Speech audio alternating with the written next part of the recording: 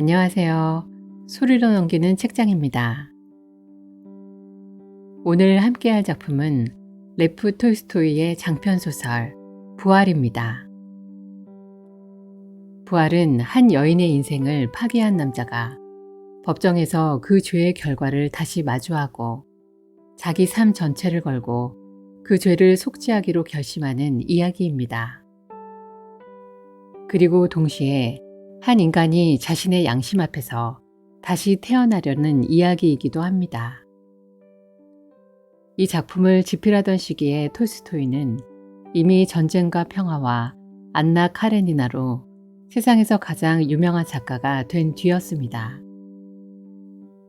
그러나 그는 그 명성과 성공의 한가운데서 문학과 종교, 법과 제도가 과연 인간을 더 나은 삶으로 이끌고 있는지 깊은 회의에 빠져 있었습니다. 부활은 그가 더 이상 영웅이나 위대한 사랑을 쓰지 않고 죄와 책임, 회개와 삶의 선택이라는 가장 불편한 질문을 독자에게 직접 던지기 위해 만년의 나이에 집필한 작품입니다. 19세기 말 러시아. 법은 존재했지만 정의는 멀었고 귀족은 보호받았으며 가난한 사람은 자기의 부당함을 설명할 기회조차 얻지 못하던 시대였습니다. 톨스토이는 그 불공정한 시대 한가운데에서 묻습니다. 죄를 처벌하는 것만으로 인간은 구원받는가? 아니면 자기 죄를 끝까지 책임지는 순간에야 비로소 사람은 다시 태어나는가?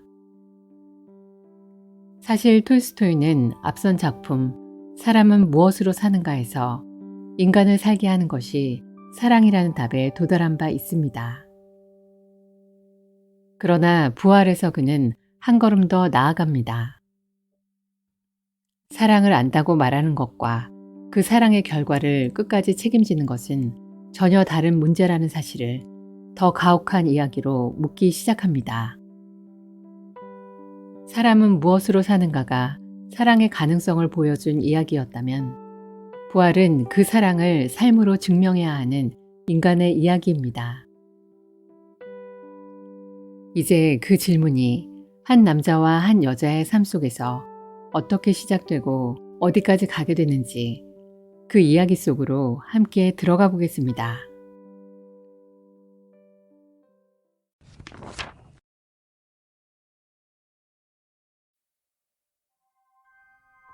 샹트페테르부르크의 한 법정. 배심원석에 앉아있던 네을류도프 공작은 피고석을 바라보다 갑자기 숨이 막히는 듯한 감각을 느낍니다. 그곳에 서 있던 여인은 카추샤 마슬로바. 거칠어진 손, 초췌한 얼굴. 그러나 그 눈빛만큼은 그가 기억하던 바로 그 사람이었습니다. 그 순간 그는 스스로에게 묻습니다. 내가 이 자리에 앉을 자격이 있는가? 젊은 시절 네을리도프는 친척집에 머물며 하녀로 일하던 카추샤를 만납니다. 카추샤는 밝고 순수했고 사람을 쉽게 믿는 사람이었습니다. 그는 그녀에게 친절했고 다정했으며 사랑을 말했습니다. 그러나 그 사랑은 책임을 동반하지 않는 사랑이었습니다. 부활절 밤, 그는 그녀를 유혹합니다. 그리고 아무 일도 없었다는 듯 다시 자신의 삶으로 돌아갑니다. 카추샤는 혼자 남겨졌습니다. 얼마 지나지 않아 카추샤는 아이를 가졌다는 사실을 알게 됩니다.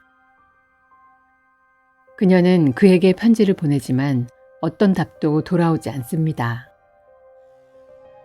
아이를 낳은 뒤 카추샤는 병에 걸리고 아이는 그녀의 품에서 오래 버티지 못합니다.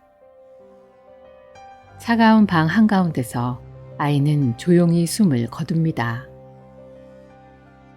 그날 이후 카추샤의 삶은 되돌릴 수 없는 방향으로 흘러가기 시작합니다. 일할 곳을 잃고 도움을 받을 사람도 없었던 그녀는 여관과 술집을 전전하며 살아가게 됩니다. 그녀는 그러한 삶을 스스로 선택한 것이 아니라 어쩔 수 없는 운명 속으로 밀려난 것이었습니다. 그리고 마침내 그녀는 법정에까지 서게 됩니다. 카츄샤에게 씌워진 제목은 강도 살인이었습니다. 한 상인이 그녀와 술을 마신 뒤 숨진 사건이었습니다. 그러나 실제로는 그 상인은 이미 심각한 병을 앓고 있었고 술에 취해 잠든 사이 스스로 숨을 거둔 것이었습니다. 카츄샤는 그의 죽음을 계획하지도 독을 먹이지도 않았습니다.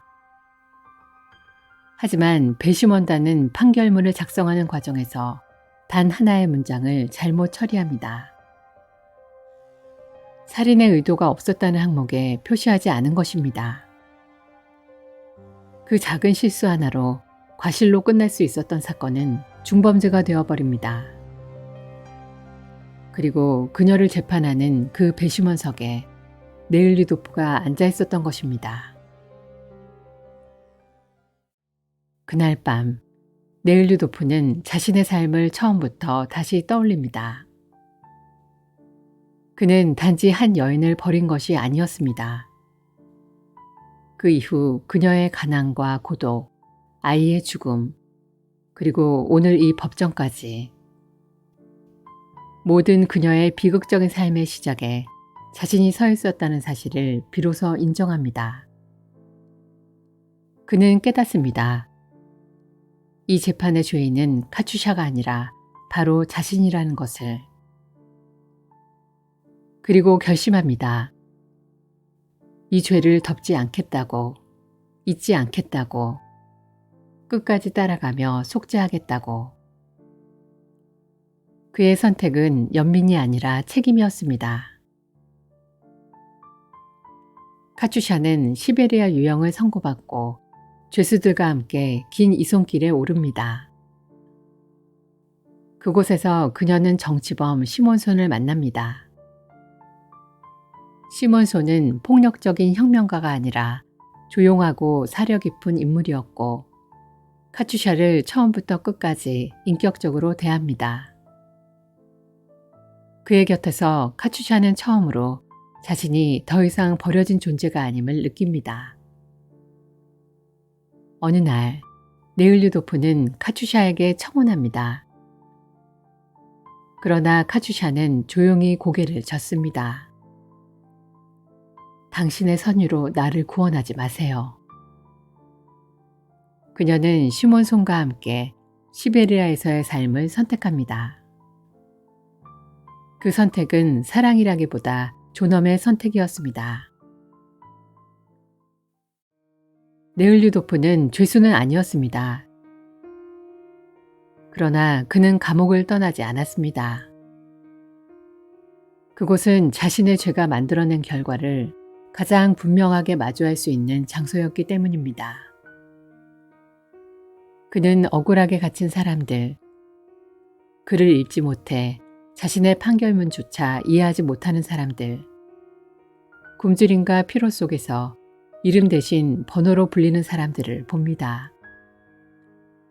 그곳에서는 누가 어떤 사람이었는지는 중요하지 않았고 형량과 서류만이 그 사람을 대신하고 있었습니다. 그 모습을 바라보며 네일리도프는 깨닫습니다. 이 제도는 죄를 바로잡기보다 사람을 쥐어버리고 있다는 것을. 그래서 그는 그곳에서 성경을 펼칩니다.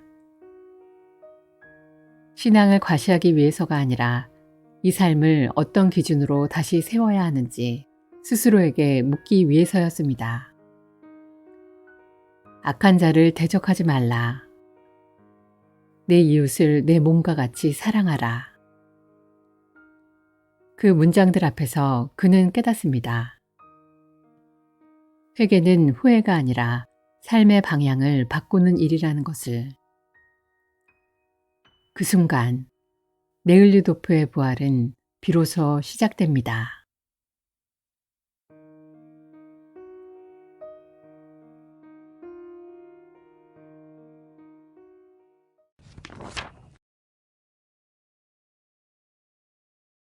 톨스토이의 부활에서 말하는 부활은 기적이 아닙니다. 자신의 죄를 타인의 불행 위에 남겨두지 않고 그 결과를 끝까지 책임지겠다고 선택하는 순간입니다. 톨스토이는 말합니다. 인간은 고백으로 구원받는 것이 아니라 삶을 바꾸는 선택으로 다시 태어난다고.